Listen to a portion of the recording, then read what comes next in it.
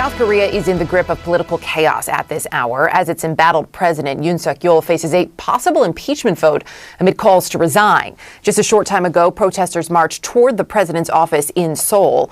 According to South Korean media, a vote on an impeachment bill is expected to happen Friday or Saturday. Yoon sparked the political crisis when he abruptly declared martial law late Tuesday, only to scrap that order under pressure a few hours later. South Korean president declares martial law, and yes, we should be paying attention to it.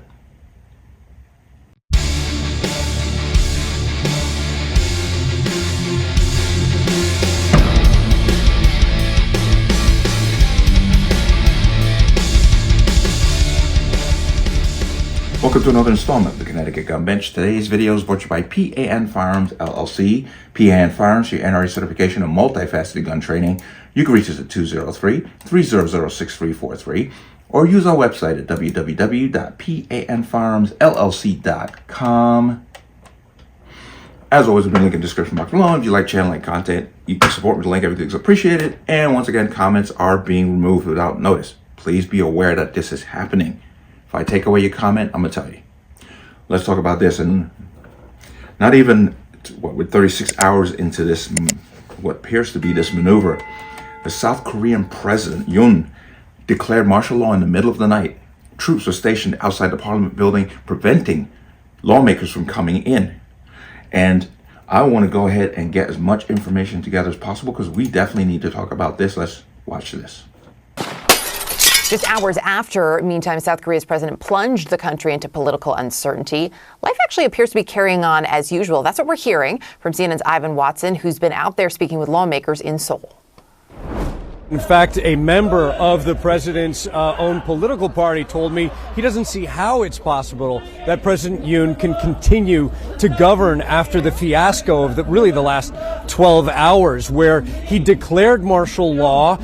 There were soldiers that tried to prevent lawmakers from gathering in the middle of the night in the National Assembly, and yet they did. They voted 190 of them to overturn the martial law, and that included 18 lawmakers from the president's own party.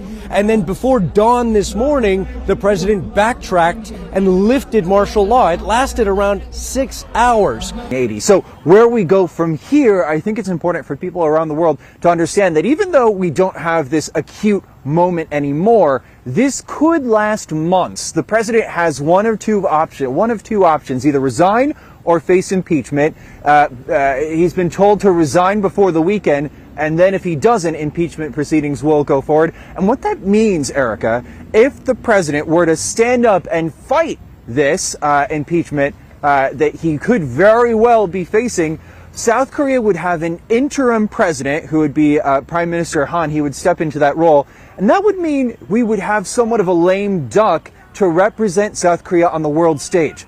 President-elect Donald Trump is going to take office in January. One of the things I think is important for people to understand is that the president-elect is certainly intent on renegotiating how much South Korea pays for key American troops who maintain the security situation and the security presence, a bastion, a security guarantee against North Korea, and a counterweight to China. So if you have a lame duck president representing the people of South Korea as the president-elect, could be asking for billions of dollars more, that could set up an unstable dynamic here that the government in Seoul has to deal with. There's also, wrapping up here, Erica, the question of what, if anything, North Korea could do to take advantage of this political instability. And more analysts we talk to, Erica, are saying, you know what? North Korea may do nothing. They may try to use this moment to say that in very relative terms, Erica, they are the stable nation here on the Korean Peninsula. Heard that and you saw that. Now, this president, the South Korean president, is embroiled in scandals and innuendos. A lot of his cabinet members were being impeached by the liberal opposition who took power because they managed to get the majority. And he accused them of basically bootlicking for the North Koreans, which a liberal entity align themselves with a fascist ideal is not too far a stretch. But he's using all those arguments to make this martial law come true, to put it in place and to justify it. Now, within hours, I think it was 6 hours, it was struck down. But it definitely started a lot of chaos and turmoil in the country. And one of the most striking images is of this politician fighting with a soldier.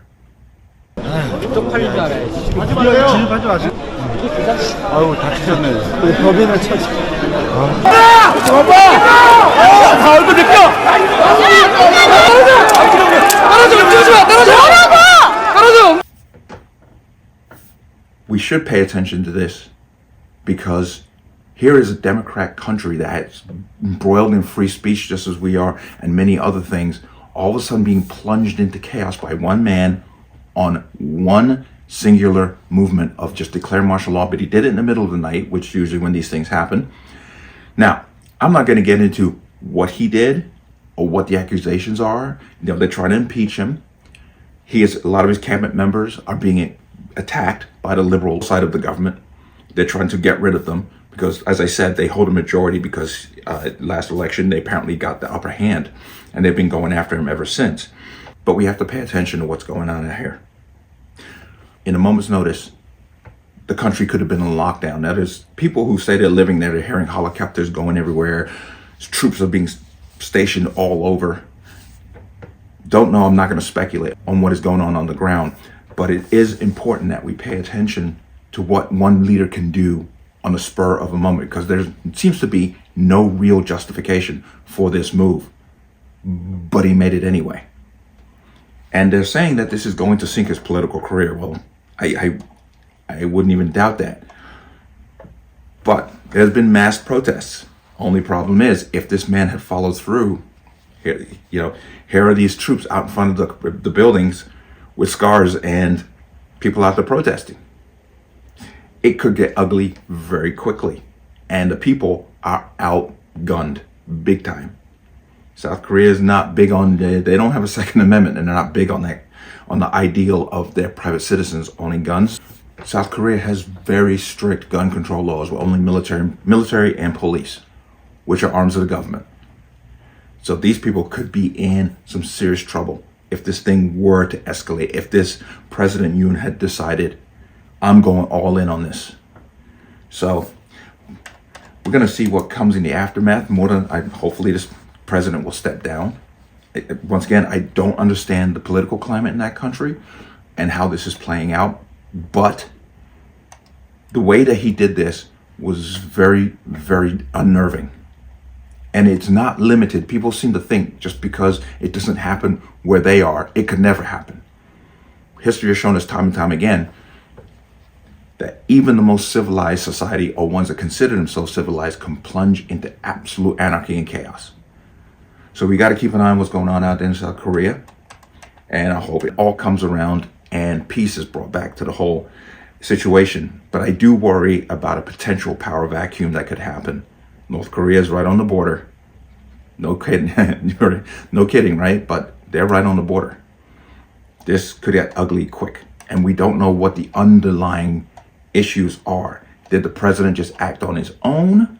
Or is there something else going on that he is aware of, that he's trying to protect the people from? We just don't know that at this point. But let me know what you think. As always, you can leave your comments in the comment section below. And as always, any statements of violence or statements that lead to violence will be removed. Please like, share, comment, subscribe. Don't forget to hit that notification bell so you're notified the next time a video goes live. I'm going to see you on the next one. Peace.